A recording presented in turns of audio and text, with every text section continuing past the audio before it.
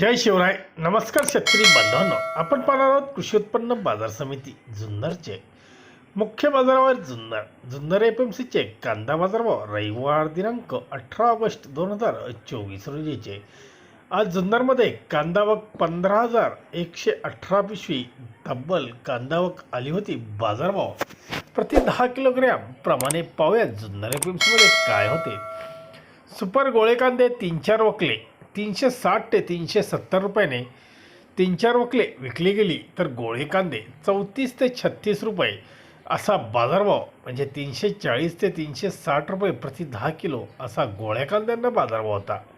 कांदे 310 ते 340 रुपये असा जुन्नरमध्ये विक्री झाली, तर गोलटागोलटी 200 ते 300 रुपयापर्यंत बाजारभाव होते.